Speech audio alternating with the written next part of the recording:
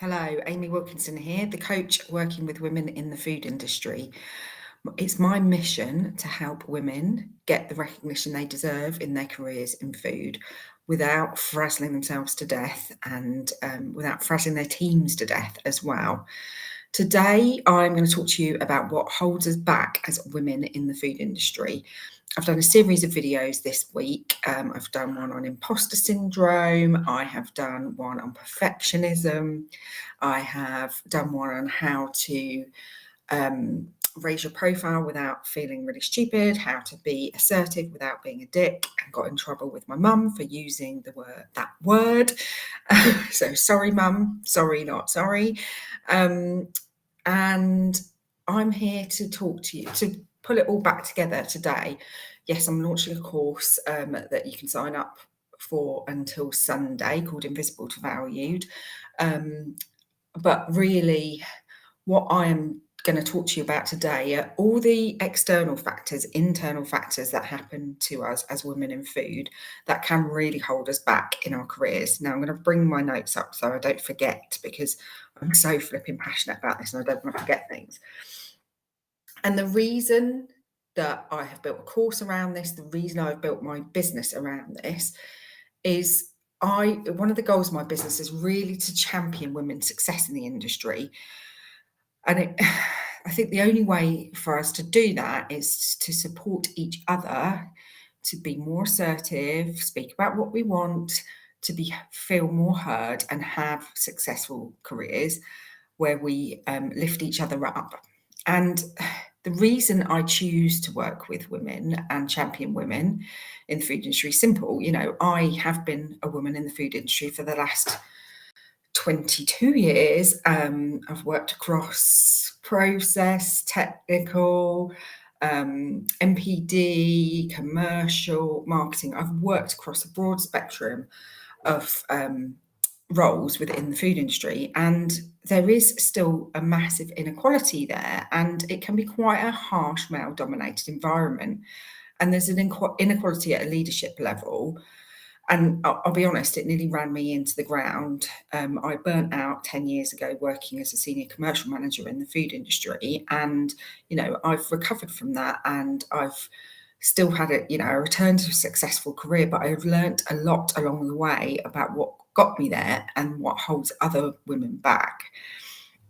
And when it comes to leaderships, the stats speak for themselves. So there was an IGD inclusion and diversity research done in 2020, and that showed that only 7% of CEOs in the food industry are women.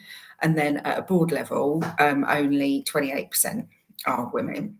And the only functions within the food industry where there's any level of parity are marketing, which is 50% women, and HR, 72% female leaders. So I'm like, might be making a bit of a leap here, but, we're allowed to go into the jobs where we're selling things in a nice way and where we're helping people.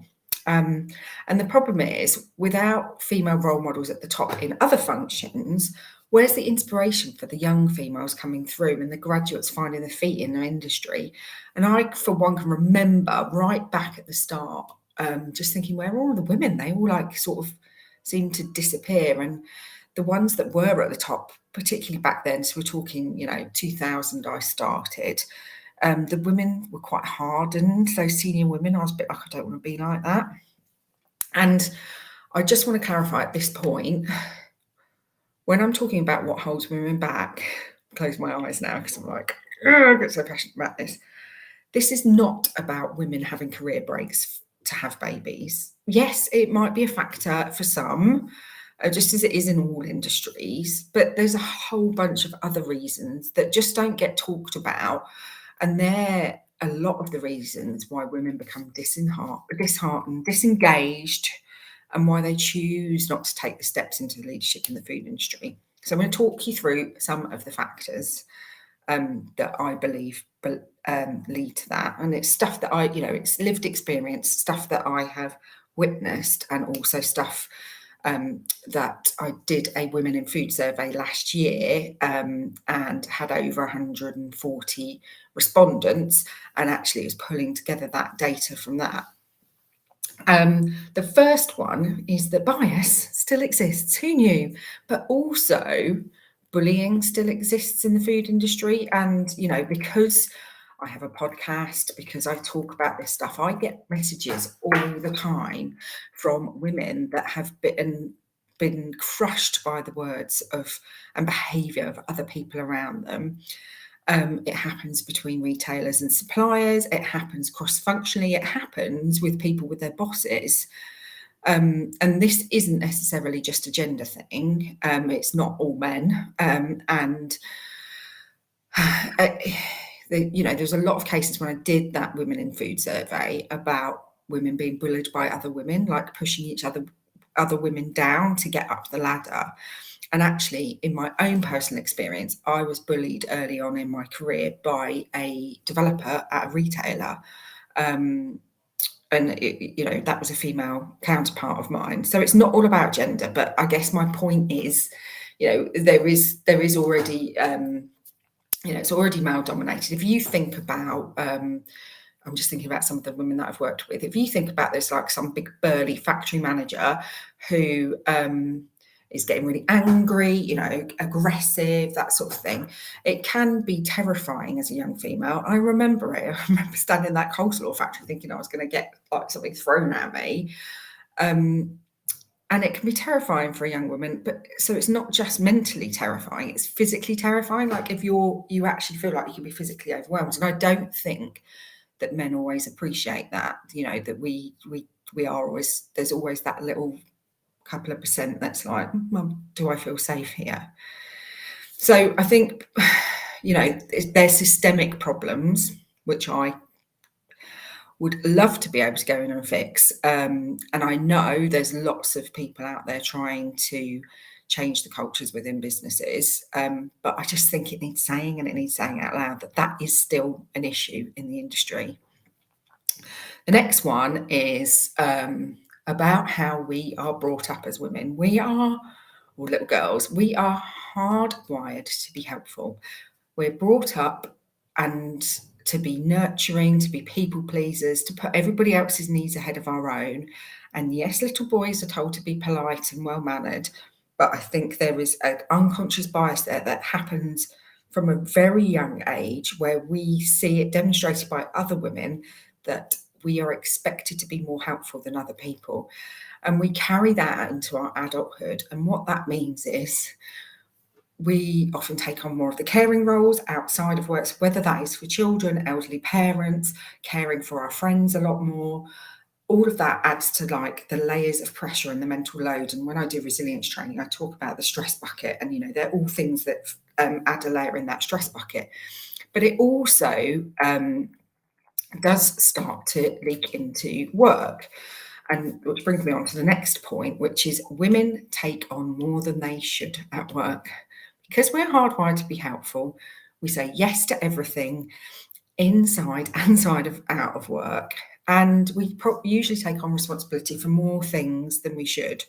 Think customer lunches, taking notes, booking meeting rooms, sorting out people's travel, things that just unconsciously become our jobs. And there's a great book called The No Club.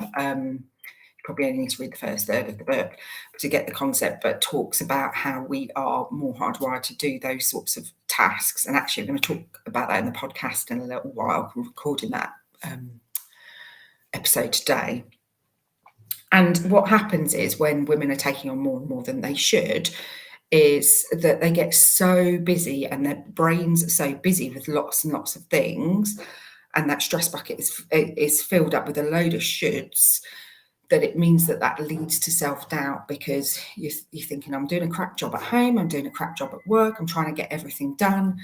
And it leads to us second guessing ourselves and not pushing ourselves forward in the way that we should. Then the fourth one is that it is not a very flexible industry at all. And I get it, it's manufacturing, it's retail, it's not the sorts of jobs where, although hybrid working, in support functions can still happen, and working from home. But there is and I have seen it, and I'd hoped that the pandemic had changed it, but I've seen a shift back to this bums on seats. If the factory have to be in, you have to be in mentality. And it doesn't bode well for women because often that flexibility is needed for responsibilities outside of work. And well, I'll come on to talk about it in a minute. It creates a brain drain because there's some amazing women that just need a little bit more flexibility, and they would be able to stay in work and stay in the industry, but they end up leaving. And my fifth one is about discrimination. So I talked about there are biases, and the difference there is bias being the things that we don't even realise that we're doing, but discrimination is people not getting the same opportunities because of this. And I do think there is an unconscious discrimination that goes on, and I don't think it's deliberate. I think it's based on a culture, on the history of it being a male-dominated society. Can't even speak, male-dominated industry, and I think something really needs to change to embrace supporting women in food, and part of that is giving them the tools to be able to do that. So that's all my thoughts on that. I should have said right at the start, come and say hi in the comments if you're watching this. If you're watching it live, let me know. I don't always see the comments, it doesn't always work, but I will come and say hi afterwards. And if you're watching on replay, give me a hashtag replay, because it's always good to know who's been watching. So I've talked about the different things. So I've talked about bias and bullying that goes on. I've talked about the fact that we're hardwired as women to be helpful. I've talked about the fact that that means that we take on more than we should. Then we're in an environment that isn't particularly flexible, and we're still discriminated against. So we may be discriminated against if we ask for that flexibility, then we don't get the same opportunities. It's a bit depressing, really, isn't it? What can we do about it? Well, there's a whole lot that businesses could and should be doing about it to help support women. Things like starting actively recruiting with diversity in mind, so that not all the women end up in the HR, marketing and MPD departments, and actually supporting women that go into those roles that tend to be more male dominated. I work with a couple of businesses where females are in like engineering roles or in factory roles where it is a lot more male dominated, and they've hired me as a coach to help support them with the assertiveness and coping with that, the different styles. That's the sort of thing that businesses can be doing to support.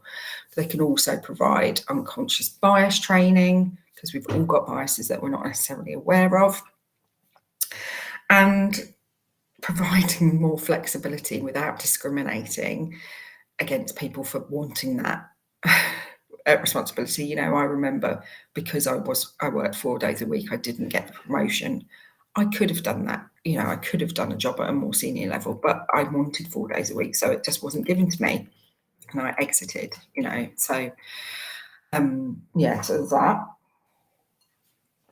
So the thing is, I'm sick to death of seeing this sort of brain drain when people, when women reach their 30s and 40s, and the juggle becomes too much. Like, you've got all these shoulds going on at home and outside of work, so you end up exiting the job. I get loads of people coming to me saying that they want to just jack it all in. They want to turn to freelancing. They want to leave the food industry altogether.